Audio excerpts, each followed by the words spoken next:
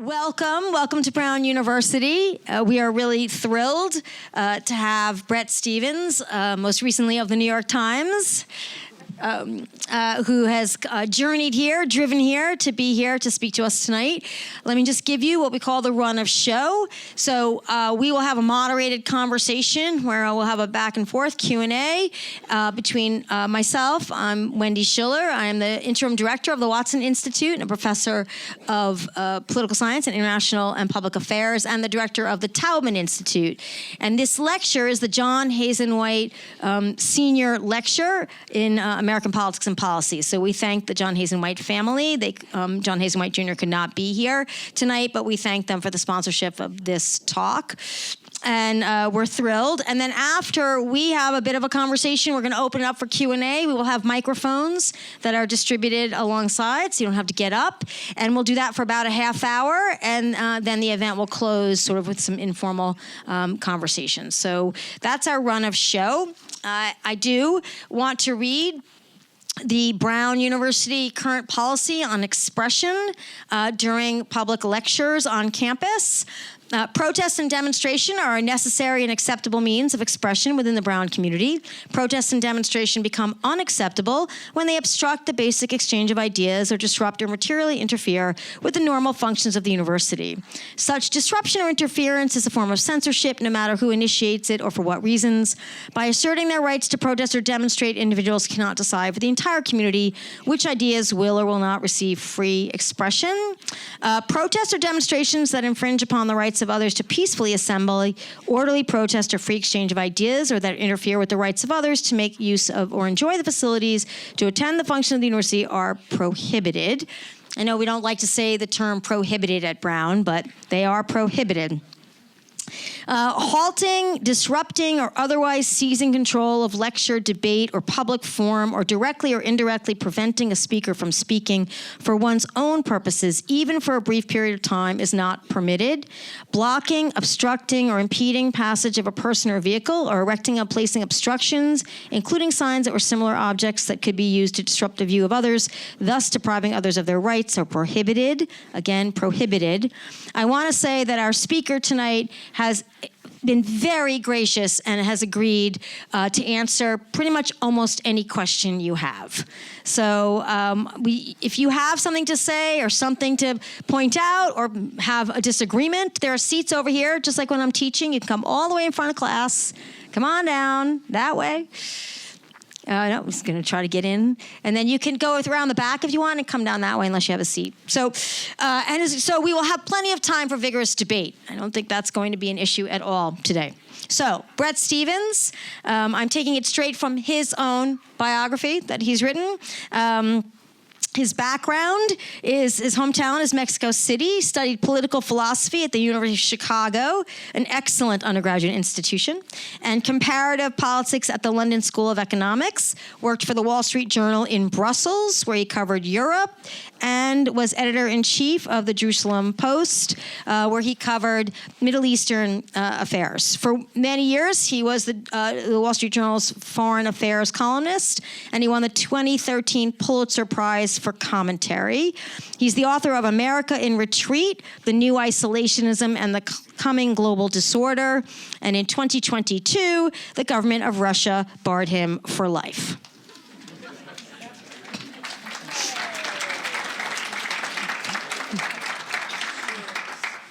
So once again, I do want to thank Bret Stephens for making the journey and coming here, and I want to also thank Hillel, and particularly Abby Doft at Hillel, for making sure that this event could happen, and we just can't do these things without you, so we really appreciate it. Thank you. Okay, now we're going to have a Q&A, and there's a spoiler alert.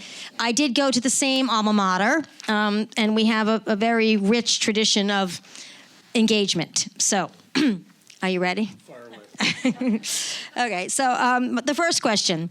Because we're in a college setting, I like to begin these conversations by asking our speaker how their career evolved over time. And in particular, are you where you thought you would be when you started out? And how have you created your opportunities? No, it's right on your chair. I'm sitting on it. There you go. Then you press on. Got it. Yeah. First of all, this is my first time on Brown's campus, so I'm really thrilled to have the chance to be here. I've always thought of Brown as like the exact opposite of the University of Chicago. It's like Chicago is where fun goes to die, and Brown is where even death can have fun. So at any rate, I'm really thrilled, and I'm honored that you invited me. When I was in high school, I started a rabble-rousing alternative student newspaper. Interestingly, the mainstream student newspaper had previously been edited by a guy named Joe Kahn, who's now the editor-in-chief of the New York Times. And so people who knew us when tell us both that we're exactly where we should be. Joe being very erudite, pillar of the establishment, and me being less erudite and less of a pillar. So that was a formative experience in the boarding school that Abby and I both attended. That's the connection. When I went to the University of Chicago, it changed my life. And not because I did journalism there, but because it was, it taught me how to be a slightly more thoughtful person. And it did so essentially through by administering a constant series of intellectual humiliations. I mean, I remember 1991, I think it was 91, the Clarence Thomas hearings. And I was in some kind of political discussion around a common room table. And I was fumbling for words. And a guy who's a couple years older than I am, this big guy with dreadlocks, this brilliant guy named Sean Nixon, I'll never forget him. He looked at me as I was kind of flailing, and he said, "Bret, you have the verbal acuity of shampoo." And 34 years later, like, I'm haunted by the verbal acuity of shampoo. I mean, sometimes I'll read a sentence of mine and think, oh, there's the verbal acuity of shampoo at work. But it also gave me a sense that in politics there are larger questions than simply the distribution of goods in society or kind of the ordinary topics of who's going to win and who's going to lose. There's also the question of kind of the constitution of what you might call like the regime. I don't mean that in a pejorative sense, but in the nature of a society, its politics, its economy. And being able to see those sets of questions and try to at least figure out what the right questions are to ask of politics had a really formative effect for me. And I think they really shape the way I go about column writing. I hear, as much as I suffered in Chicago, I hear the echo of the university very strongly in what it is that I write and in the perspective that I try to bring. I mean, I'll just give you one example. I wrote a column that's in today's paper it was called Vance's Munich Disgrace, which begins by an important quote from Joseph Goebbels in 1928 about using the weapons of democracy to destroy democracy. And that was a quote that had been sitting in my mental cupboard for years and years and years, and I had an opportunity to use it because it raises kind of an important question about about the paradox of democracy, which is that an open society, by its very nature, invites people into the room who want to blow up the room. So what do you do about that? That's a deep political question. So those were some very basic experiences intellectually that then shaped my career, which was a kind of a more normal career. Well, lucky, but a normal career in journalism. What did you take? Well, I think you answered too, so I'm going to skip it. I just said, what did you take from your college experience? And I think you answered that. This, I think, a lot of us, at whatever age, we struggle with writing. And how do you approach the craft of writing? And how do you balance the flow of your words and the goal of persuasion? Yeah. I have an aphorism about writing, which is if you find writing easy, you're doing it wrong. And the more you write, the harder it is. It's like one of these video games you play that as you get better, the choices before you as a writer seem more perplexing because you have thought more deeply about what it is to write persuasively and engagingly. The question I'm always asking myself, at least in terms of my column writing, is, am I giving the reader a reason to read the next sentence? The easiest decision that a reader can make is to stop reading. I mean, there's a tremendous there are burdens on all of your time on your time, so why keep on with this particular train of thought? So every sentence that I write is essentially meant as a lure, like almost a fishing lure, to reel you in so that you're at least sufficiently deep into what I'm saying that you're gonna persevere and get to the end of the argument. A second challenge is, and I noticed this acutely when I moved from the Wall Street Journal to the New York Times. When I was at the Wall Street Journal, I had the luxury of writing for an audience that largely agreed with my priors. So I didn't have to kind of argue the backstory. Nope, that's me. Oh my God, sorry. I knew that would happen. Sorry, I haven't. So it's fascinating to know what people's ringtones are. I have a very lovely, wonderful elderly mother, so I'm on call, so I apologize. All right. Okay, let's keep going. You were saying that you went from the Journal to the Times. So at the Journal, I could argue very pugilistically, and people were fine. My readers were fine with it. I went to the New York Times, and it was a culture shock because my readers didn't agree with any of my priors, right? And it took me a few years to figure out, how do I dial it back so that I am approximately reaching a reasonable reader where that reader might be, without at the same time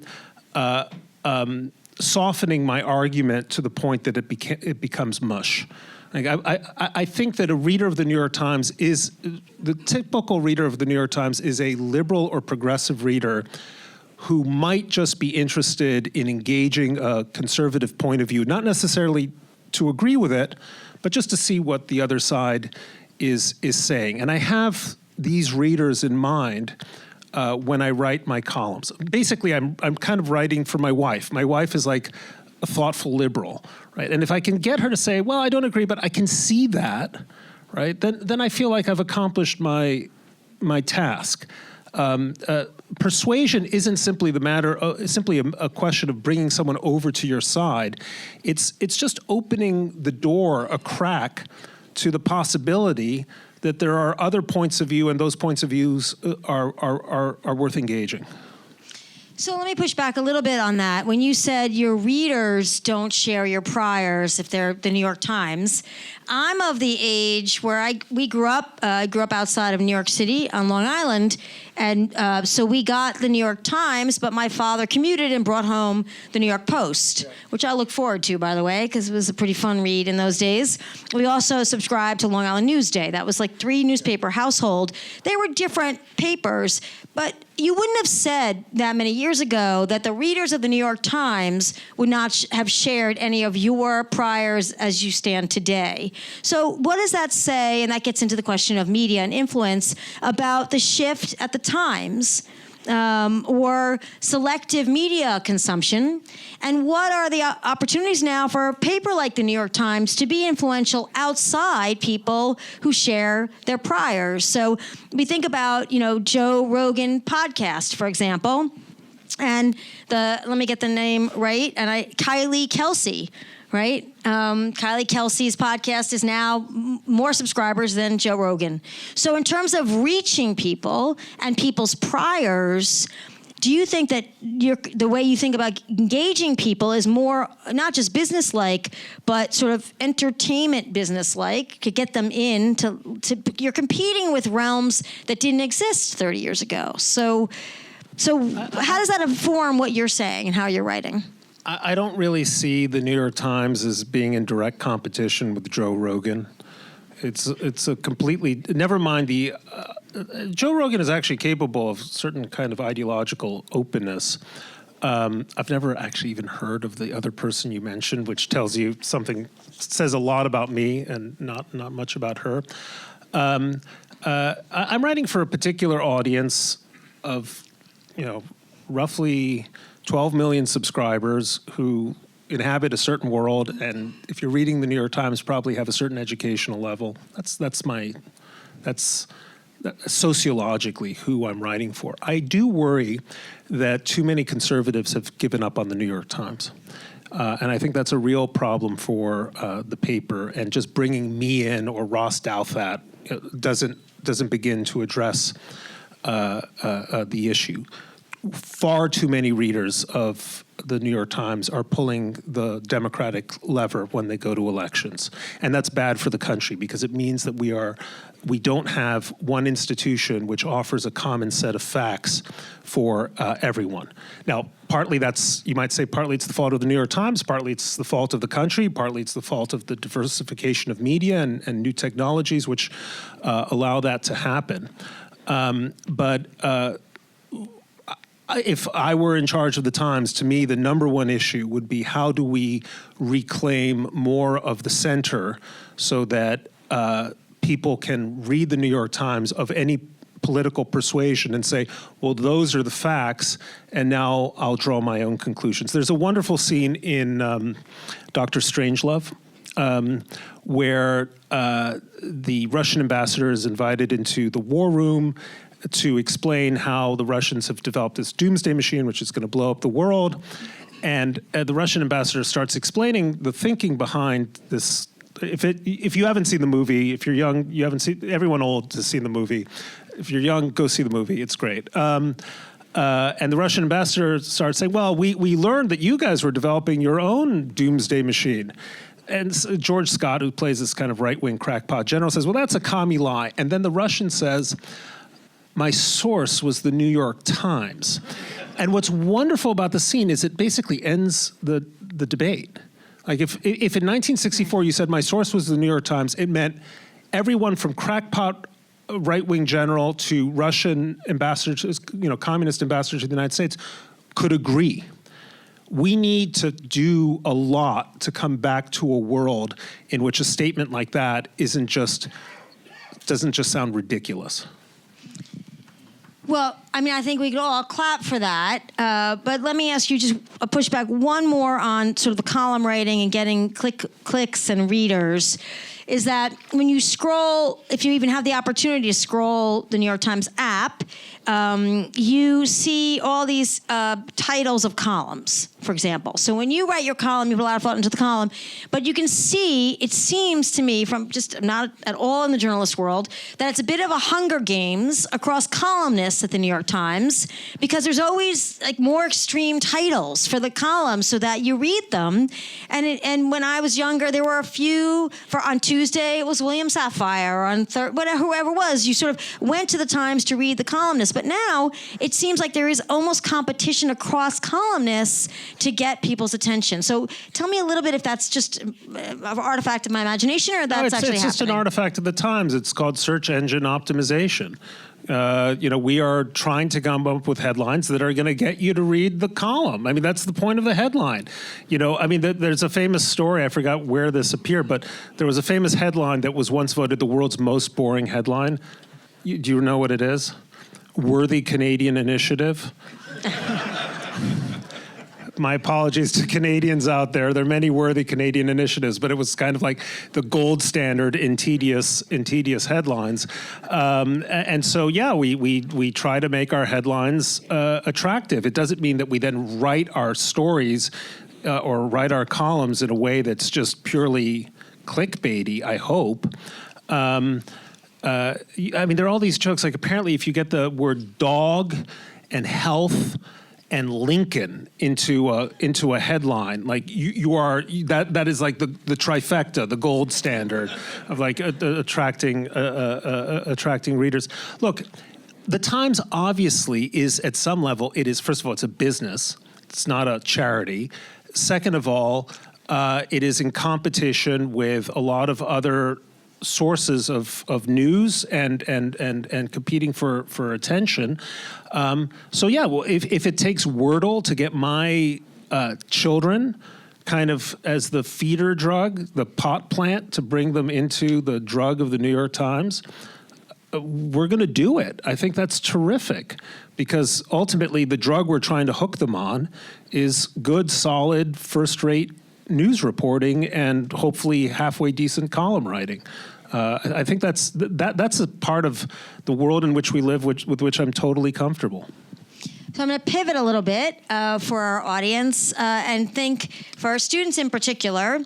So Caroline, I think Caroline is the way you pronounce it, Levitt is about, I think, 27 years old, might be the youngest press secretary ever in the White House. Although in my day, George Stephanopoulos seemed pretty young as well. But you were a relatively young editor-in-chief of the Jerusalem Post. What advice would you give this press secretary and students who might be graduating this year and going on to other things? What advice would you give about bearing high-pressure responsibility in the workplace at a relatively young age? Talk less, smile more. Does that reference even work anymore? Okay. Look, I became editor of the Jerusalem Post when I was 28, and it was at the height of the Intifada, so there was a kind of an outsized attention on the position. I think there's no advice you can get, because the only way out is through, as the saying goes. If you're a young person who's a young mayor, or you look pretty young. Sorry. Well, yeah, no, go for it. She's going to make her share of mistakes. She seems very verbally dexterous and combative in the style that clearly serves this particular administration. She has an advantage, I would say, that I perhaps didn't have, which is that for me as editor, the truth was not optional.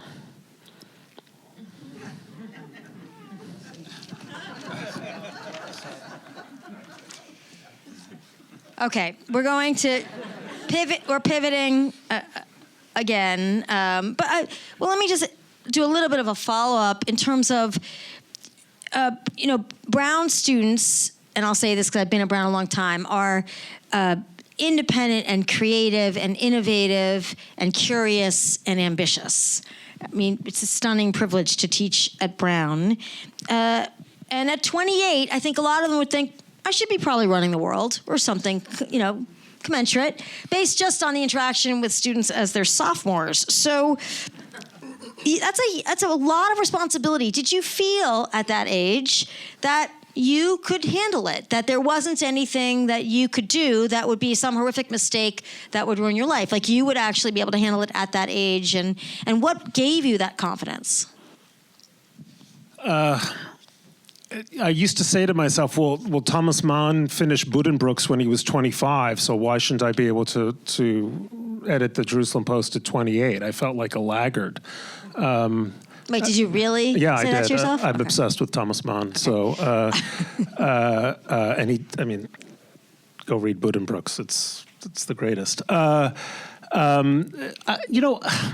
not sure how to answer that. I have a lot of confidence, probably in excess of my competence.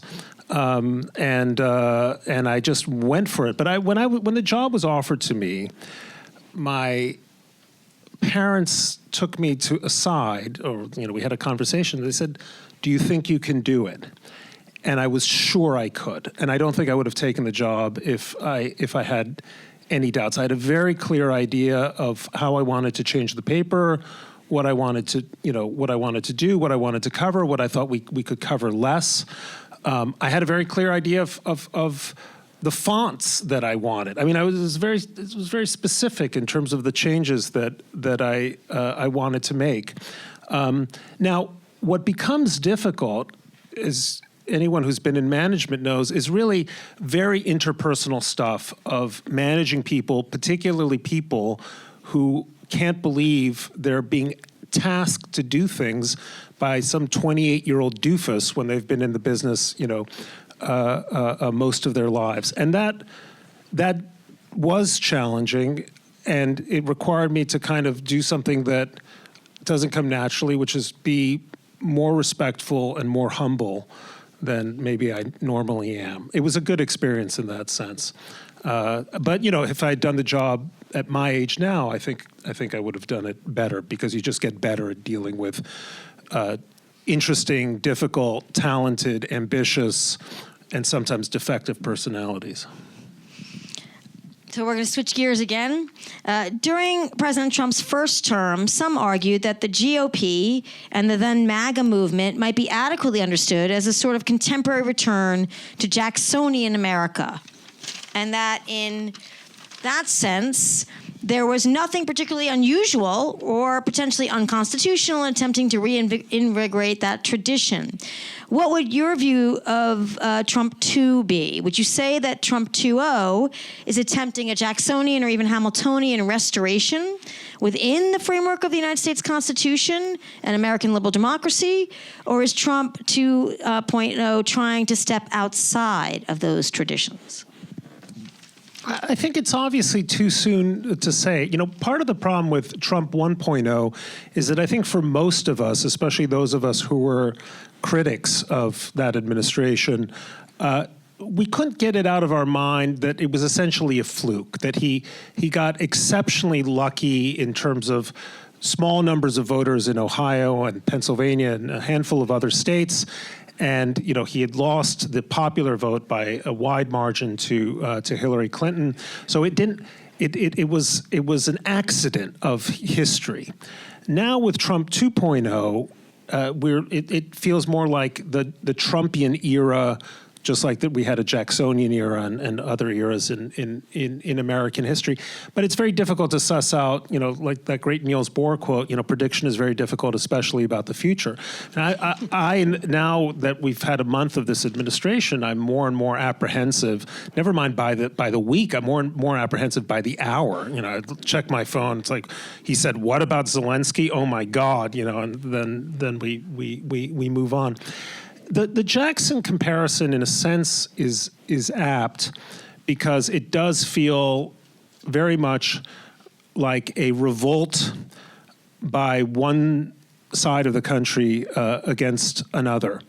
And the way I think about this, and maybe this is wrong, but maybe it's a useful way of thinking about it, is that if you look at the American economy, in a sense, and this is super crude and stereotypical, but it's divided between the economy of words and the economy of things. Anyone who works in academia, anyone who works in journalism, anyone who works in bureaucracies, anyone who works in the law, all huge fields of American life, these people work in essentially an economy of words. It's an unregulated economy because you can say whatever it is that you want. And it's a huge percentage of GDP. You can call it coastal or whatever, but it's a large part of America. There's another part of America that works in the economy of things, the service economy, manufacturing, labor, moving stuff from A to B, and so on. And I think one useful way of thinking about the Trump phenomenon, I'm not talking about Trump himself, but the forces that brought him to power, is that the economy of things revolted against the economy of words. And there are various reasons for that. Someone on the right might say, well, that's because the economy of things is overregulated, mistreated, ignored by the mainstream media, and so on. Various analyses. But I think that's a kind of a useful dichotomy. I think those of us who are in the economy of words have to spend a lot more time thinking and engaging and talking and breaking bread with people who are in the economy of things. Otherwise, we're just never going to understand one another. We're going to just dismiss Trump voters as bigots, misogynists, terrible people, and so on, and some of them are. But we're never going to understand the thinking and the motivation that undergirds their worldview and explains their vote. So I mean, being in Rhode Island, what you're raising is an interesting thing because we're on Brown's campus, but Rhode Island is a very small state, but very diverse and has layers of the kinds of conflicts that we've seen in the last 10 years. It's libertarian in a lot of ways. You do you, I do me, just don't get in my way. Far more open, I think. It's a fairly high percentage of Catholics in Rhode Island, over 50%, but far more open on things like reproductive rights and on same-sex marriage than other states with similar demographics. But Trump did very well in 2024 here, better than he did in 2016. He was over 40%. I think it was 44 or 46, something really pretty high percentage. And you'll go to a different town, 15 minutes away from another town, and you'll have more conservative Trump voters. But people go to school, go to restaurants, go to church, go to synagogue. They live together. You can't escape each other. It's too small a state. So in that sense, is it really that those of us who do one sort of thing for a living need to talk to other people who do different things? Or is it this very dominant coastal economic and political dominance for the Democrats was so coastal? It's so East Coast, so West Coast. And we just lost sight of all of the middle of the country. And Rhode Island happens to feel and look a little bit more like the middle of the country. So is it bigger than sort of breaking bread with people, but pushing the politics all the way back to Clinton, all the way through Obama, that the Democrats gave up on a huge swath of America a long time ago? I think the mistake that the Democratic Party made, actually among the mistakes that the Democratic Party made, and they made many, is they became more concerned with race as the dividing line, race or as ethnicity as the dividing line in American life, and less concerned with the question of class. And I think many working class voters feel that the Democratic Party now speaks a language and lives in places and experiences reality in a way that's totally divorced or largely divorced from their experiences and their values. People forget that working classes are in many ways deeply conservative, at least in terms of many social issues. And the Democratic Party moved in another direction, and it became very interested in questions of racial disparities and other disparities in a way that I think created an opportunity for Trump to recast the Republican Party as the party of the working class, which is an astonishing change for any of us who lived in America for the last, since Franklin Roosevelt, if not before. It was always the Republicans who were kind of educated, Yale, Harvard, Brown, country club types, right? And working class people, their natural affinity was the Democratic Party. It's been a complete reversal. And it's not surprising that that reversal then increasingly you see it in other policy areas. I mean, Trump is now taking a view of Vladimir Putin that would have sat well in the pages of The Nation 20 years ago, right? The Nation should actually endorse Donald Trump for president. Because it's a paper that had pro-Russian instincts and sympathies for a century or however many decades. Now it's the Democrats who are the party that is like, we gotta arm Ukraine to the teeth. We gotta fight totalitarianism. We gotta make sure that NATO stands strong. We got all this. I mean, this is an astounding reversal, and I suspect that it's going to continue so that in 10 years. My Democratic children are going to be having exactly the same thoughts when I was some, boring neocon in my 20s. So you raise something and you characterize it, and I just want to sort of see if I'm understanding this. So if the Democrats, as you argue, became very focused on race and identity, but that is also an outgrowth of a pursuit of rights, right? In particular, the civil rights movement in the 1960s, the women's rights movement, the gay rights movement. Sort of, the Republicans seem to have packaged the rights to religious worship or religious instruction in school, or the right to own a gun, or the right to be free of government interference as a right. and they have advocated actively for those rights. But when the Democrats adopt a platform to say it is my right to be treated equally and fairly and without structural racism or prejudice, that's a civil right of mine, it doesn't seem to be the same quote-unquote right. Right? So if the Democrats went too far, why didn't the Republicans go too far? Why is the Republican individual rights sort of triumph over the Democratic Party advocacy of rights? I'm getting at your conception of rights. Look, I mean, each party values different rights differently. Obviously, the Republicans prize the right to bear arms in a way that Democrats don't, although that's changing too in an intriguing way. But Democrats also substituted an idea of individual rights with an idea of a kind of collective or communal or identitarian rights, which I think sat very ill, particularly with people in the white working class. This is why I think Trump's order to abolish DEI in the federal government sits very, very well with many of his constituents who feel that DEI became a mechanism for a racial gerrymander at their expense. And that, so now the Republican Party seems to be more the party of the old colorblind standard than the Democratic, than the Democrats are. The other issue, the other right that I find sort of fascinating is the Democrats used to be the party of free speech. Now you often hear Democrats lament the so-called weaponization of free speech or the excesses of free speech or the evils of misinformation and get behind efforts in one shape or another to suppress free speech. I'm not saying this doesn't also happen among Republicans, because it does in states like Florida and elsewhere. But it is amazing to me that the party that once stood behind Mario Salvi and the Students for Democratic Society now looks really askance at free speech rulings coming out of the Supreme Court.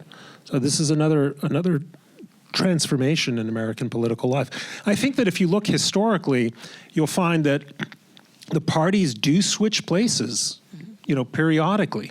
The Republican Party used to be the party of Black America from Abraham Lincoln until essentially FDR. African Americans voted for the Republican ticket in overwhelming numbers. That switched. It may be switching again now in a kind of a mind-bending and interesting way. Well, I know there's probably a lot of questions from the audience, so I'm going to ask just a few more questions and then open it up. So I want to switch to a little bit of foreign policy. Since October 7th, Israel seems to have been able to defeat both Hamas and Hezbollah, or at least have strong military gains against them, both of those organizations. Did these achievements on the battlefield make Israel strategically more secure for the long term? Do you think Iran remains as the only threat to Israel in that region? And in moving forward on Gaza, this is the curious thing, which other leaders, in addition to Trump and Netanyahu, should be in the room? There's a small question. First of all, I don't think Israel has defeated Hamas or Hezbollah. Israel reversed the momentum in terms of the direction of battle, and it has probably weakened them to the point that they will not be capable fighting forces, even if they were to survive for many, many years.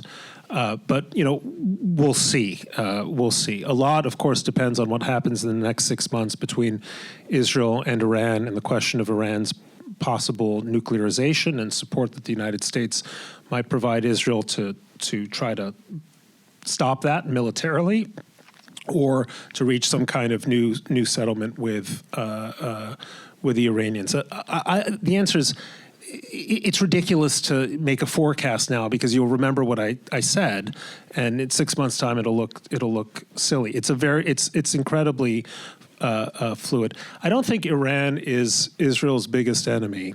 I think Iran is a major enemy. I think the real challenge that Israel confronts and the West confronts is the resurgence of anti-Semitism. And not just the resurgence, but the mainstreaming of a kind of anti-Semitism among people who sometimes aren't even aware that they are adopting anti-Semitic tropes, ideas, and concepts.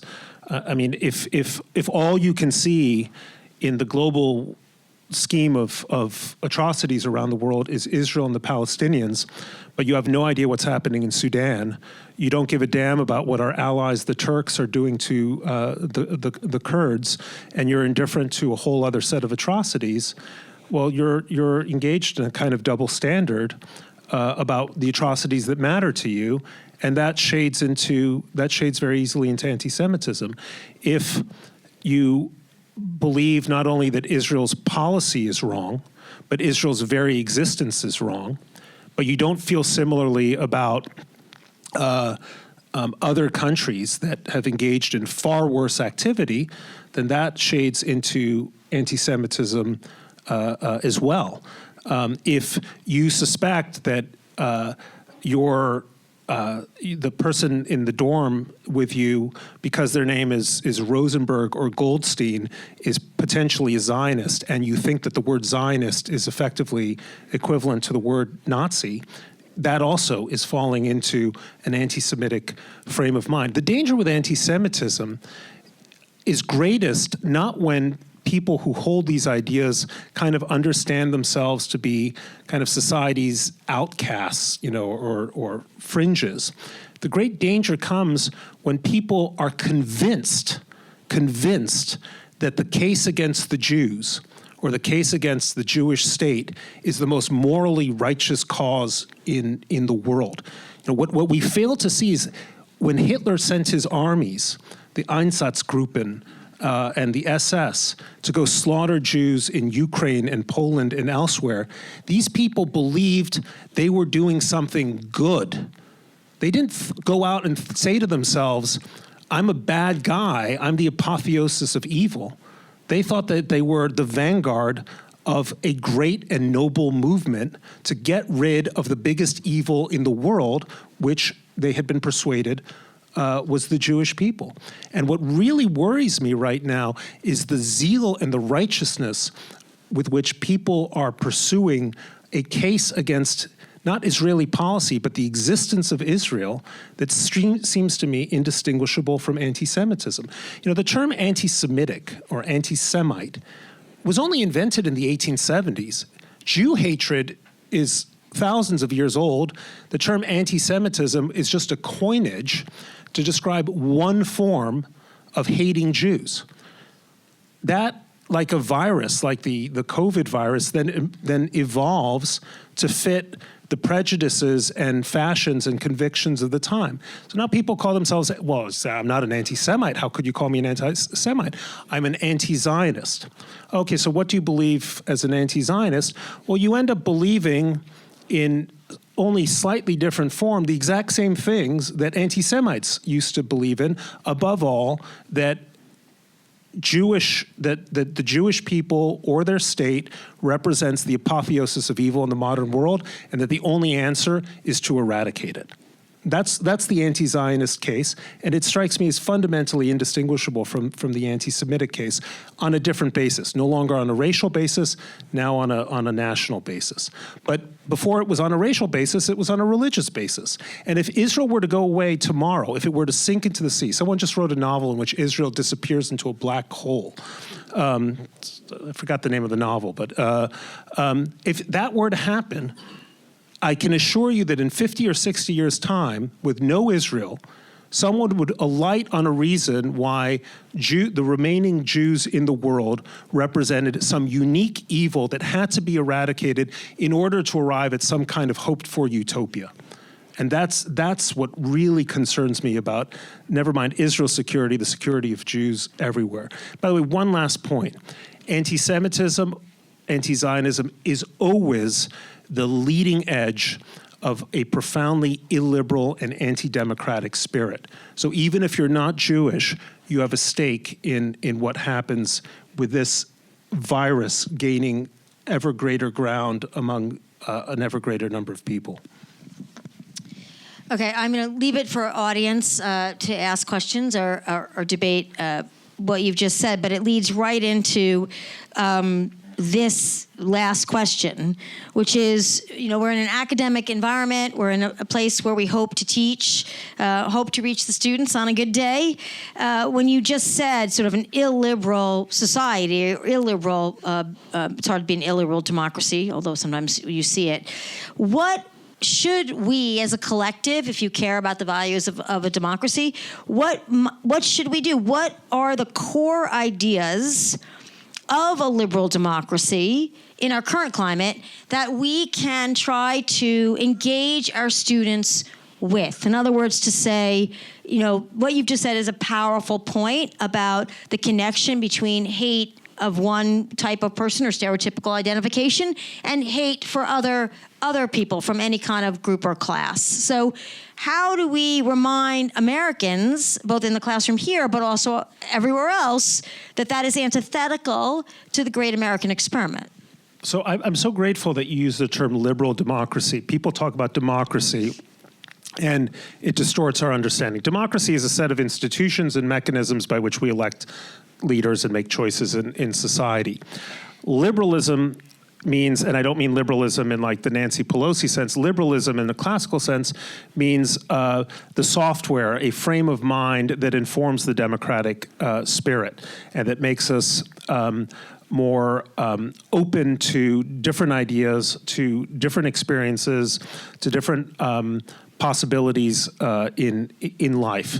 And I think that the liberal spirit, which is a spirit that you have to be, I think, educated for, because I don't think by nature most of us have that spirit. That liberal spirit is about what Abraham Flexner called the capricious possibilities of the human spirit, about second-guessing yourself, about listening intently to others, about maintaining the possibility, the thought in your mind at all times that I could be wrong. I could be wrong, and so therefore I need to listen to other people because the mistakes I might be making are serious ones. I think liberalism requires engagement, and engagement has to be real, and engagement has to cross over fundamental differences. I think liberalism has more to do with who we are, not in terms of where we came from, but in terms of where we are trying to go, right? It's more of a teleological, there's a kind of a teleology to liberalism that informs it. I think liberalism essentially requires us to imagine that our lives are enriched. In fact, our intelligence is sustained by maintaining a constant tension within our souls between the confidence to go forward with our lives and our convictions and our beliefs, and the doubt to ask better questions about those convictions and beliefs. It's that inner strain within you between the person who says, here's what I stand for, here's what I believe, here's what I want to achieve, and at the same time saying, maybe I'm full of shit, and I need to listen to other people. I use that word deliberately because I think it needs to sink in. And I'm saying this to myself all the time. Maybe I'm absolutely full of it, or maybe I'm right most of the time, but I don't know whatever percentage, the 20% of issues on which I'm totally wrong, they're kind of floating around there. And so I have to be honest with myself and constantly challenge whatever assumptions that I'm holding. And the best way to challenge those assumptions is through the free exchange of ideas. That's why universities are so important when they function well. People keep using the term free speech on college campuses, and I think that's wrong. Because free speech is a necessary but insufficient condition for what you're trying to achieve on a college campus. You are trying to achieve the free exchange of ideas. You can have free speech where everyone is talking past one another, where people are speaking but nobody's listening. that doesn't achieve the purposes of a great university. It's the free exchange of ideas. It's intellectual challenge. It's subjecting ideas to rigorous examination and being willing to listen to ideas that you consider preposterous, offensive, or outrageous, not necessarily to agree with them or to think that they deserve to have a foothold in your institution, but to be able to know what you're up against. By the way, this brings us back to what we were saying earlier in the conversation, the challenge of open societies that have to admit inside of them people voices ideas that are inimical to the construction and the constitution of a free society.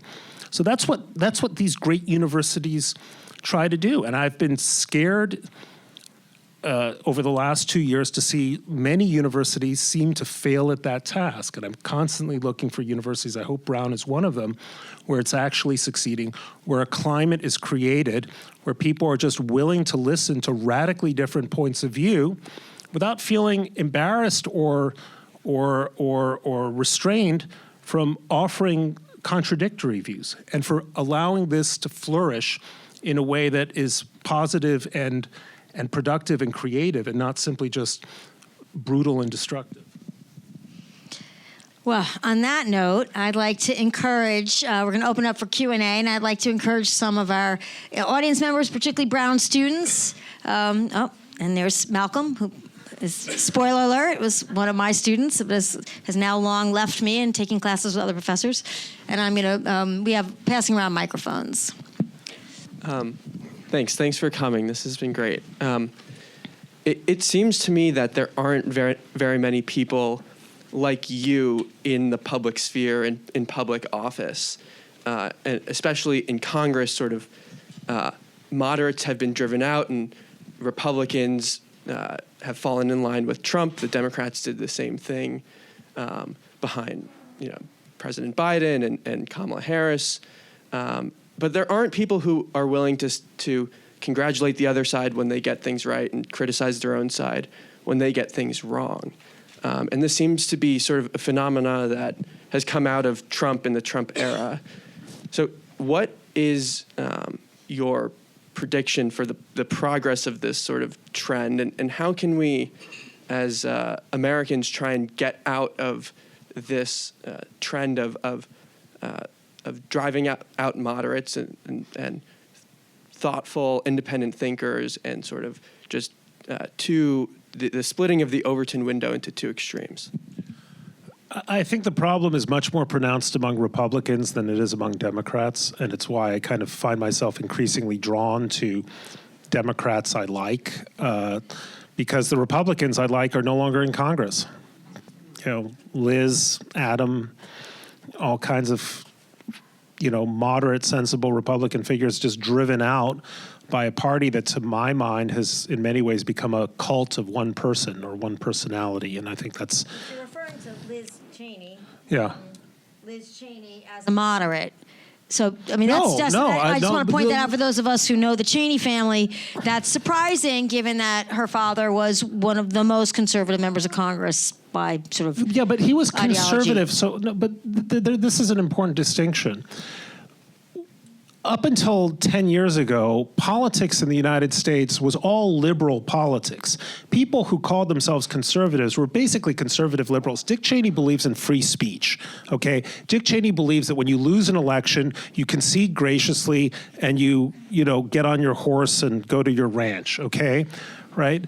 Say what you will about Cheney, Iraq, all these policies. He existed within the 40-yard lines of American politics, and so did Liz.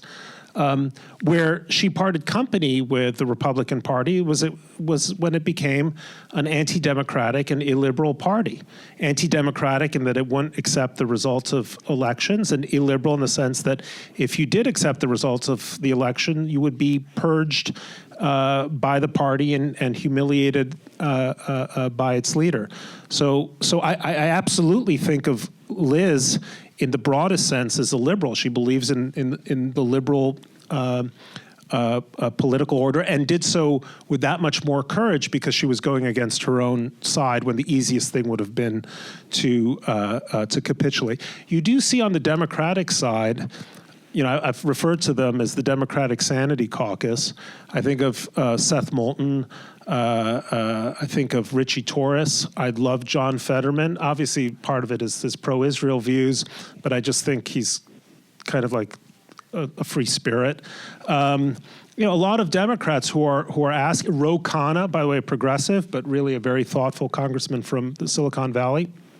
I think there's more intellectual ferment right now on the Democratic side and asking hard questions of their own side and really sort of rethinking the party. I don't know how you reclaim it. At some point, I'd like to think that people will get tired of the cult of personality, and maybe it will happen faster than you think if a combination of tariffs and a not high interest rate policy ends up driving up prices during the Trump years and infuriates rank and file Republican voters who feel like, well, we voted in Trump for one big reason or two reasons, the border and prices, and we're still suffering from higher prices. We'll have to see. I feel like my responsibility, people have always said, you seem like a reasonable guy, like you should be a liberal. And I'm like, no. I really am, at least within the liberal orbit, I am a conservative, and it's important for me to remain there because I want to try to model what thoughtful conservatism looks like to people who have doubts about the size of government or other issues, where I've tried to be consistent through most of my career. Thank you. I'll take that question there, and then we'll go there. Okay, so we'll get you a microphone. So we did have Liz Cheney and Adam Kinzinger both to campus last year, and they gave terrific presentations, and so they really explained a lot of what they had gone through. Very gutsy. Hi. First of all, thank you for speaking. I've read your column for years, and it's one of the reasons why I still read the New York Times. I was wondering if you could talk a little bit about your experience working at the New York Times as someone who maybe doesn't hold the same mainstream ideas as most of the people there, and if that experience has changed since October 7th. I used to joke that, first of all, thank you for reading the column and for the really kind words. I used to joke that I was like the Komodo dragon at the zoo. Like I had been brought over from a distant land at great expense to sit in a fenced enclosure and stick out my forked tongue so that the children would go, and kind of, I thought that was my role. I've been there now for almost 8 years, and I feel much more comfortable. I have a greater comfort level with the paper, and I think they have a greater comfort level with me. Since October 7th, it seemed that much more important because I think that I've had an opportunity to speak to audiences who, I'm talking now Jewishly and on the subject of Israel, who in other liberal ambits feel like they're losing their mind. And people have told me, and I take this as a great compliment, that I'm like a little island in the middle of a raging stream where they can plant their feet and feel relatively like, they're not tumbling over the abyss.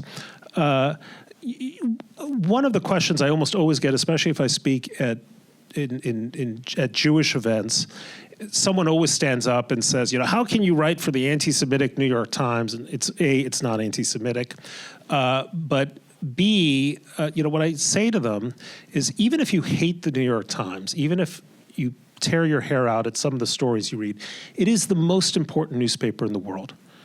Hands down. I didn't understand this when I was at the Wall Street Journal, just how wide the influence of the Times is, not simply in terms of the numbers of readers, but how stories simply percolate elsewhere, how hundreds of millions of readers are consuming New York Times content, and how much the rest of the news media environment depends on the New York Times as a source of authority. And the Times has always had at least one conservative, I think thoughtful conservative, right-of-center voice in its editorial pages. For many years, it was a guy named William Safire, whom I revered when I was growing up, and now it falls to me, and I feel like it's a really great privilege and responsibility to try to do that job well. So we have several, and then we'll get you. Hi, Bret. Thanks for coming in today. I followed your coverage during the 2024 campaign pretty closely. I thought you were making a tremendous amount of sense. When you went on Bill Maher and said the Harris campaign wasn't doing enough to court your vote, I agree with you. I also agree with you when you said never Trumpers were taking themselves out of the conversation by exaggerating Trump's first administration, sugarcoating Biden's.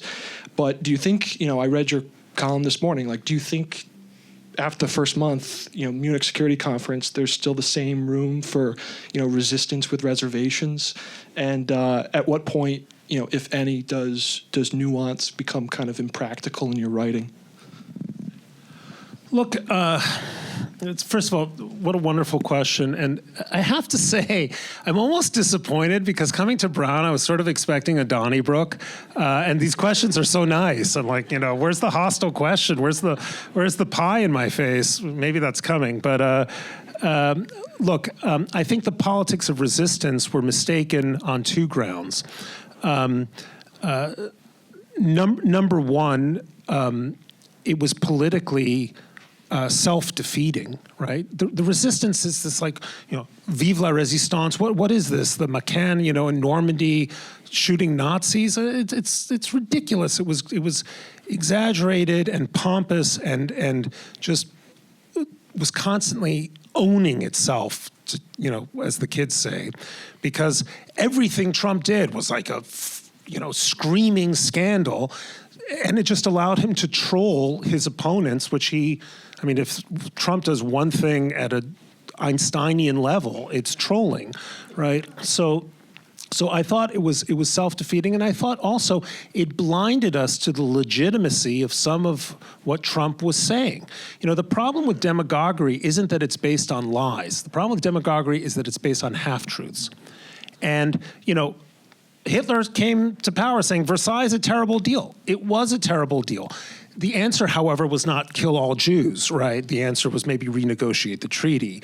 And so demagogues, Trump had a tremendous amount of legitimacy when he was pointing to the border as a real crisis point for the United States.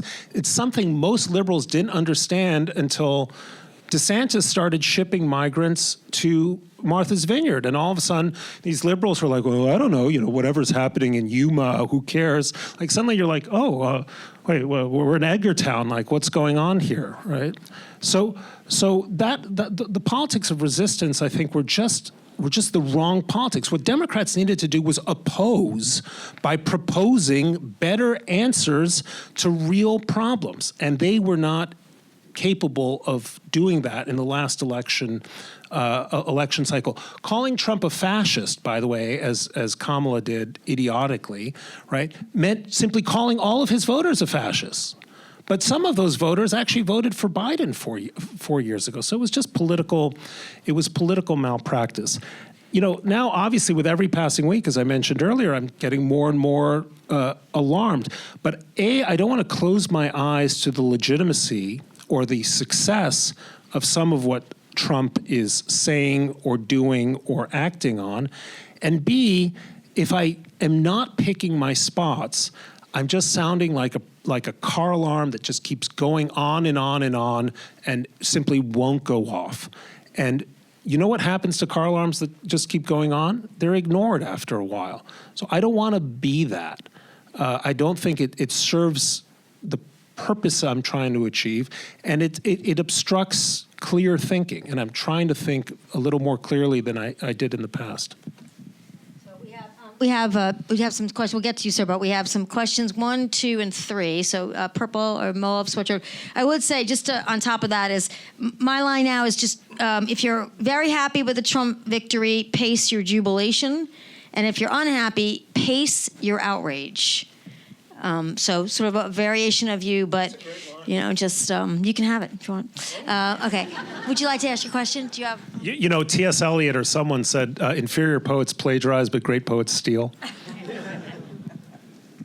Hi, thank you for coming. So I've been following your column for a while, and honestly, I started because we had an op-ed project in an English class, and I really resonated with your style of writing above everything else. And I'm just wondering, it's a very literary style of writing, and I find lends itself to quite opinionated articles. How do you reconcile that with your idea and your philosophy of accepting the possibility that you could be wrong on everything, or on anything, not everything. And is that the same approach you take into your conversation with Gail Collins?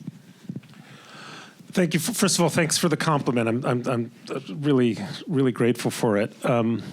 Look, being a columnist, if you're a thoughtful human being and you're a columnist, you're essentially caught between opposites, because the role of a columnist is to affect a kind of sure-footedness and certainty that in your inner life you don't feel. And so, I offer these confident opinions about, J.D. Vance's disgrace at Munich and so forth and so on. And I'm not going to write it.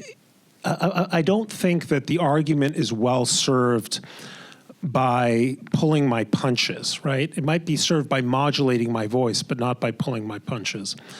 But there have been times in the past when I have written columns, sometimes lengthy essays, explaining why I think I was wrong about something. And I think that's just a healthy exercise. I'm constantly looking back on old columns that I've written, not narcissistically, but because I really kind of want to look back at it and think, maybe that wasn't the best, column, and I should rethink that. And if I'm not going to just openly acknowledge that I was wrong about something, kind of write something that has a different tendency, a different style. Sorry, the second part of your question, remind me now. It's about if that's the approach you take into your conversation. Oh, yeah. Well, the wonderful thing about the conversation with Gail is it's like we're just shooting the you-know-what. I mean, we do it over a Google Doc, so it's not quite as, it's not like we sit down over a glass of wine and get it done in 10 minutes. But we try to do it quickly, and I think by being more discursive, it allows you to adopt a somewhat humbler tone, to ask questions. From time to time, I'll say, like, Gail, you were totally right about X, or she'll say that with me. Here's an interesting thing about the conversation with Gail. It is by orders of magnitude, well, I don't know orders of magnitude. It is a very popular column. And it's popular because it, I think, models agreeable disagreement, because Gail and I genuinely like each other as human beings, because there's some humor in it. It's not too heavy. So when you look at our metrics at the Times, the conversation is always doing incredibly well. If you look for it on social media, it's nowhere to be found. And I think that's because social media's algorithms are built for outrage, and what we're modeling is the opposite of outrage. And I think it's interesting that we are this popular without having any footprint on social media. I think it tells you that there's this gulf between what people really want, which is like normal conversation between people with different ideas, and what they're getting through their social media feeds, which is just nonstop banging you on the head with certitude and anger. We have three more questions. We have you can stand up, you, and then, sir, you're going to be our closer, okay? All right, so you want to go back? Hi. So I'm not American, and it's been a very interesting 4 years and sociological experiment spending some time in this country, and a great privilege. I was curious what your thoughts were on the common phrase I feel I interact with sometimes, that the political landscape we're seeing right now in the U.S. is the sign of a fall of an empire. I don't think the United States is an empire. I think that's the wrong way of looking at us. I mean, we're not, the British colonized everywhere. South Africa, British Honduras, India, and so on. Having small military detachments, here and there doesn't make us an empire. I think if you look historically, you go back 20 years, say 50 years to the aftermath of Watergate, you get a lot of smart, erudite people talking about the fall of America. And eventually it's going to happen, right? But part of the nature of American politics is that we are constantly obsessed with the ways in which we are going wrong. And by the way, legitimately, because we are going wrong in all kinds of ways.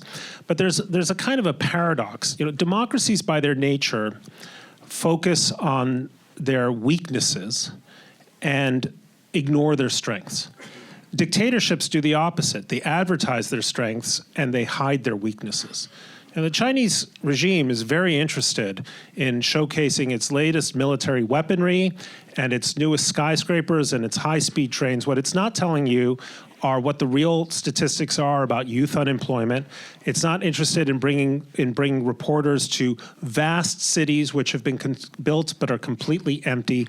It's not talking about its demographic crisis, and it's not talking about the crisis of the flow of information in Chinese society, which is the deepest crisis, because the way in which societies crack is when the quantum of available information doesn't meet the quantum of necessary information.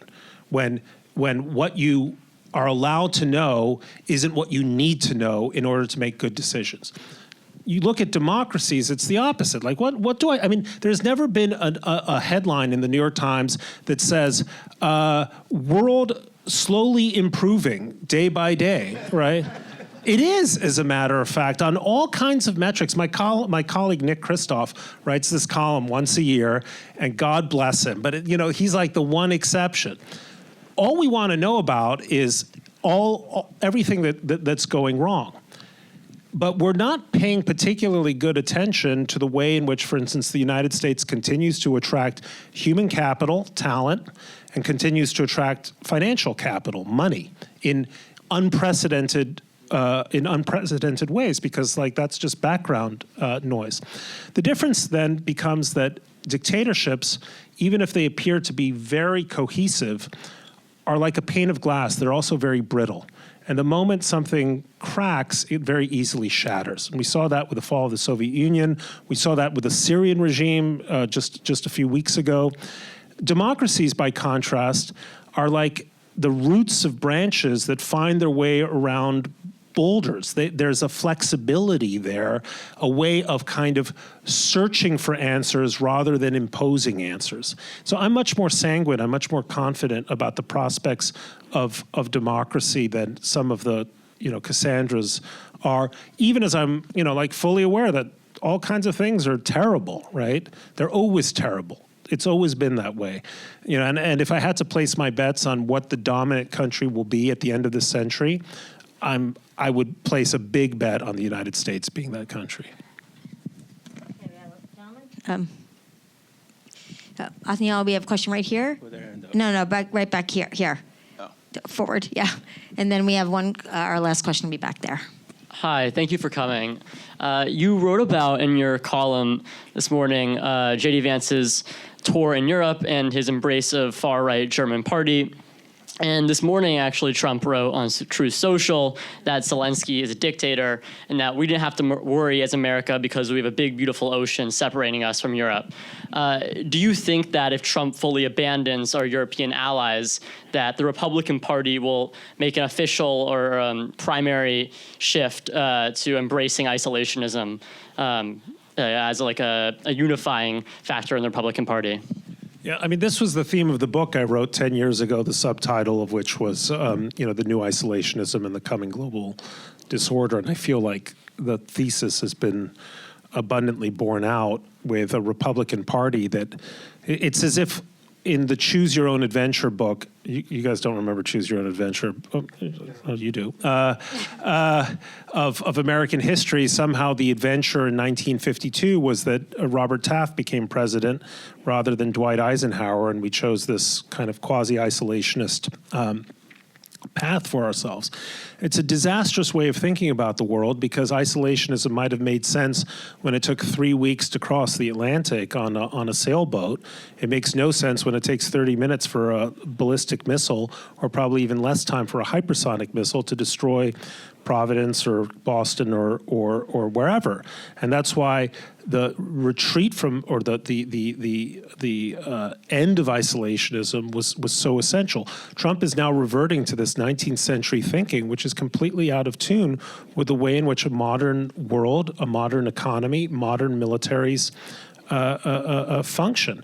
And but it's like a joke in Spanish. Y no sabes lo peor. Like you don't even know the worst of it. Leaving aside the short-sightedness of that thinking, I find it just appalling, nauseating, revolting, vomit-inducing that the President of the United States has more to say in favor of Vladimir Putin, who is gratuitously responsible for the death of probably well north, or the death or the wounding of well north of 1 million people through a naked war of invasion, than he has for Zelensky, who's been trying to save his country from being invaded. It's such an inversion, in my mind, of what the United States has always stood for, right? Even when we didn't stand for it well or perfectly. You can say the Vietnam War was a terrible war, big mistake, but we were fighting an awful totalitarian system. Ho Chi Minh was not a good guy, right? At least we were fighting some bad guy. Now we're getting in effectively on the side of one of the worst people in the world today. I'm friends with Gary Kasparov, and Gary said to me, he said, I wrote my first anti-Putin editorial on January 3rd, 2000. I said, I wrote my first anti-Putin editorial on December 30th, 1999. Like, this guy has been a danger going on and on and on for 25 years, a major threat to the peace of the world. And if he's allowed to swallow Ukraine or come out of this war more successfully, Lord knows what will happen to our other NATO allies, but the Chinese will take the lesson that ultimately the United States is going to fold and capitulate, and they can do as they please with Taiwan and anywhere else. And it will become progressively more dangerous for us because the United States will be seen as the worst friend to our friends and the best friend to our adversaries. It is a terrifying. It's terrifying for me to think about this, which sits kind of weirdly with this certain degree of sang Freud that I was trying to affect earlier in our conversation. Here we have the last question. Hi. Read your column all the time. Enjoy it greatly. One of the expressions today is, I can't unsee that. And when I think about going back to the origins of the old Democrat Party, and then Billie Holiday singing about a tree, and then Reverend Martin Luther King and folks marching for civil rights. And I think about Kennedy sending the National Guard south to integrate schools. And this is a party that stepped away from the Southern Jim Crow Democrat Party and moved in a more justice-seeking direction. So I guess my question is, who are we? And I say we, the Democrat Party. Who is the Democrat Party today? And your comment about Democrats being obsessed with race and using that as the prism to see things.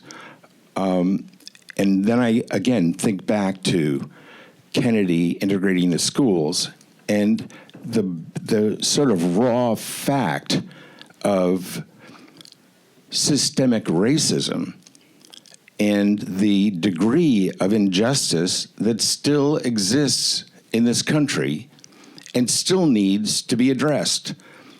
And I think the challenge for Democrats is to... So, sir, we just need the question. Oh, I'm sorry. Yeah. I pontificate. I apologize. Right. Eisenhower, the Republican president, sent the troops. Kennedy sent the FBI, but it's another story. So the Democrats can't take 100% credit for that, right? Eisenhower sent the troops. Republican. Well, Kennedy sent them into oldness. He did. Yeah, after. It's the 60s. It gets blended. I apologize. I was from the 60s, and we did things differently back there. The question, but I guess the question to you is, should the Democrats abandon the the social justice, do we just abandon that? And do we get with, the economics of stuff?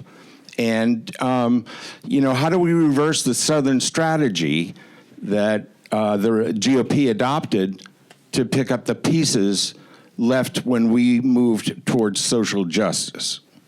Fair enough? No, nothing. Oh, I thought he said... I said period. There you go. The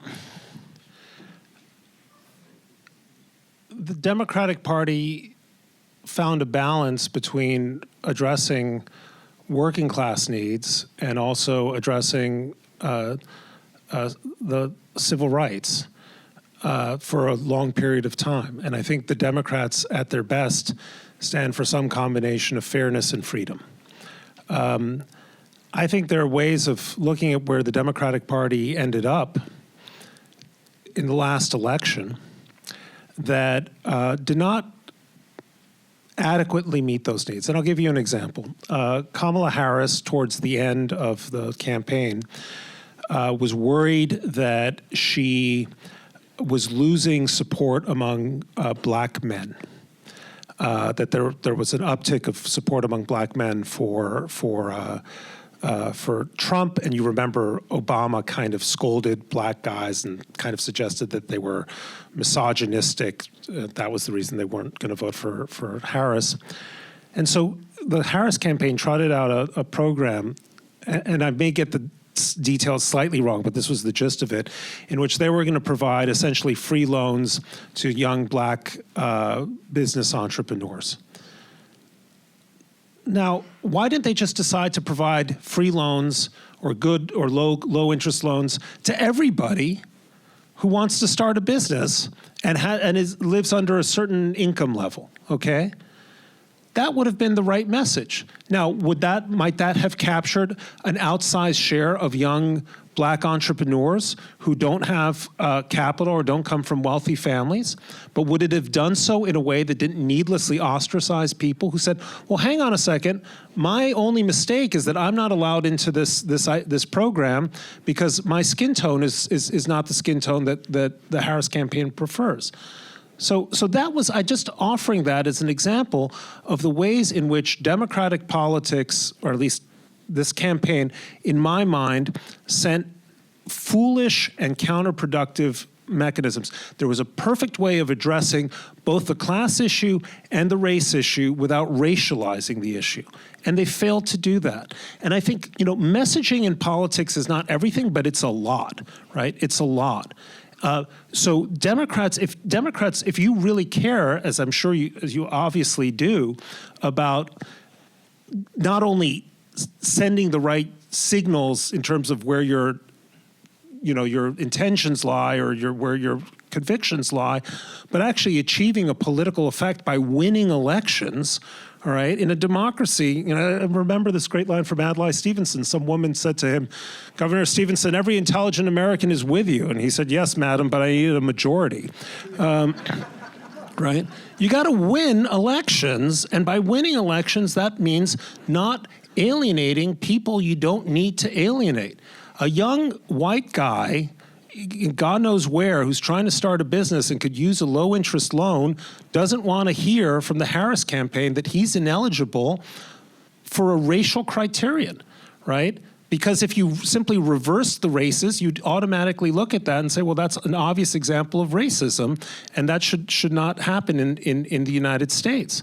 So I actually think that the people talk about the huge mountain that Democrats need to climb. I don't think it's such a huge mountain. Or if it is a tall mountain, there's a path up easily up it. And there are voices in the party, I mentioned a few of them, that provide you with that clear sense of direction. I hope the best way to answer Trumpism and a Republican Party that has tipped so far to the right that it's fallen off the end of the earth and is, down with the turtles, right, isn't to do the opposite, right, with an AOC program, right? It's to capture the center of American politics. The Democrat who can capture the center of American politics, as President Obama did, as Bill Clinton did, is going to be a Democrat who's going to reverse the effects of Trumpism. And if that's your concern, move to the center. Move to the center, listen to people on the other side, accept that maybe not all of your convictions are the smartest ways of moving about politics, and center a Democratic Party on those two words, freedom, and freedom means being able to do what you want with respect to other people, and fairness, a sense that we have a moral obligation to look with care about others who are less fortunate than we are. That's the Democratic Party that's going to win, I think. And it's just waiting for a talented, charismatic candidate to bring that program forward. Well, on that note, I want to thank Bret Stephens, and thank you all for coming.